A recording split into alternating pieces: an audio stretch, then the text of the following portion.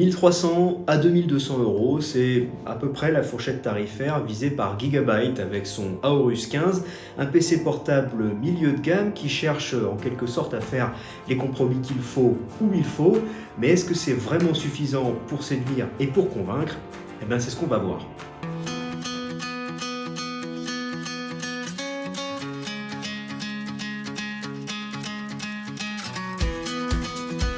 Pas de secret, pas de surprise, pour éviter de faire flamber l'addition, l'Aorus 15 est contraint à quelques concessions, et puisqu'il faut bien commencer quelque part, eh bien parlons des deux principaux défauts de l'appareil.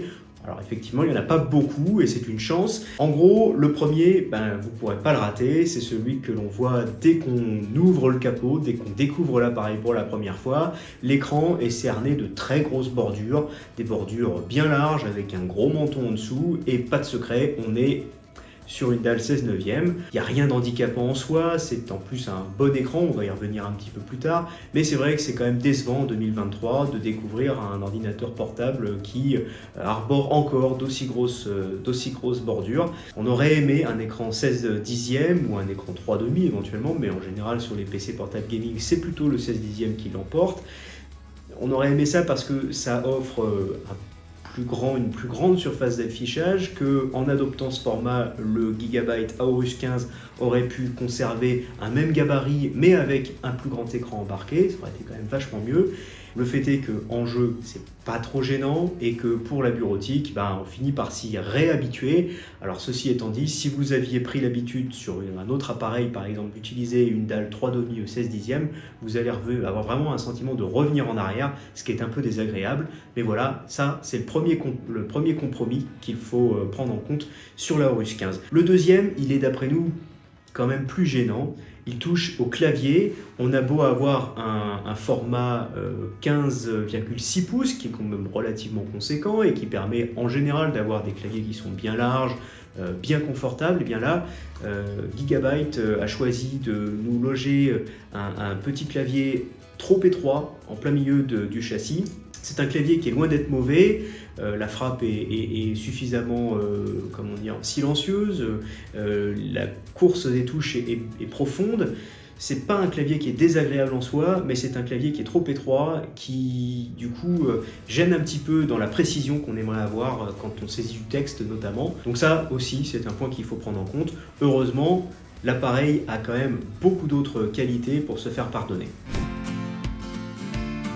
Car en réalité, si l'Aorus 15 a, disons, deux gros points négatifs en sa défaveur, il a au moins 5 bons gros points positifs pour compenser, ce qui nous permet de dire d'ores et déjà, vous l'aurez compris, qu'il s'agit d'un bon ordinateur portable gaming qu'on vous recommande. Le premier atout de ce produit, c'est qu'il est rudement bien fini, sa qualité d'assemblage et ses finitions sont vraiment très bonnes. En réalité, on a plus l'impression de manipuler un PC portable gaming premium qu'une machine milieu de gamme à proprement parler. C'est plutôt un joli tour de force de la part de Gigabyte qui vraiment se paye pas la tête des clients, et ça c'est chouette. On a vraiment une machine qui est en plus robuste, avec un cadre d'écran qui est bien rigide, des charnières costaudes, et puis on a aussi un assortiment de connectiques, un panel de connectiques qui est tout à fait généreux, avec des ports USB-C, USB-A, HDMI pleine taille en 2.1.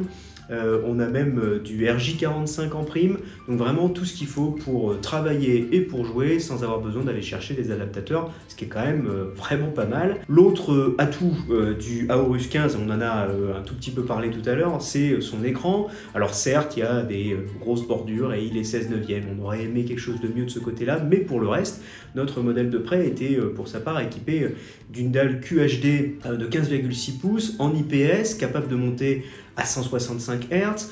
L'espace colorimétrique DCI-P3, il est couvert intégralement, ce qui est là aussi loin d'être inintéressant sur une machine qui se négocie aux alentours de 2000 € pour ce qui est de l'appareil qu'on nous a envoyé en prêt. Donc ça fait quand même pas mal de points forts. Et puis cet écran, il profite globalement d'un bon contraste et de couleurs qui sont assez justes. On aurait juste aimé un tout petit peu plus de luminosité, mais bon, comme il y a un traitement anti-reflet qui est efficace, globalement, on n'a pas trop de problème avec ça. Alors bon, vous nous direz, oui, c'est très bien tout ça, mais qu'en est-il des performances? Eh bien justement, on y vient. Alors, de ce point de vue, l'Aorus 15 nous montre par contre qu'il est bien un PC portable milieu de gamme, donc c'est pas ici qu'on va trouver une RTX 4090 et un Core i9, non, non, on est sur une configuration quand même plus raisonnable. Sur le modèle le plus abordable proposé par Gigabyte sur cette gamme Aorus 15, on retrouve un Core i5 de 12e génération couplé à une RTX 4060. Notre version de près, elle était quand même mieux équipée, à peu près à 2000 €, on l'a dit. On avait cette fois un Core i7 13700H, couplé à 16 Go de DDR5 et à une RTX 4060 capable de monter à 140 watts d'enveloppe thermique, ce qui est plutôt pas mal. Alors avec cette configuration, écoutez, le jeu en 1080p est un acquis, c'est vraiment juste une pure formalité. Vous pourrez jouer en 1080p à tous les jeux, même gourmands, avec les réglages les plus élevés sans avoir de problème. En revanche, pour jouer en QHD, il faut faire parfois des réglages un petit peu plus subtils et ne pas hésiter à faire quelques concessions sur les paramètres graphiques. Cela dit, en ultra, sur Dying Light 2, et pour vous donner une idée, on a réussi à jouer en QHD+, sur cette configuration, à 55 FPS à peu près, et sur Cyberpunk 2077, on était plutôt aux alentours de 45 FPS, mais bon, sur une machine comme celle-là, pour jouer en QHD avec les réglages à fond et obtenir ce genre de framerate, ça reste quand même tout à fait honnête d'après nous. Globalement, sur les performances, on a vraiment une bonne machine à tout faire et on a une très belle polyvalence en jeu. On ne peut pas s'en plaindre. Sur le plan de la dissipation et du refroidissement, on est un peu mi-figue, mi-raisin.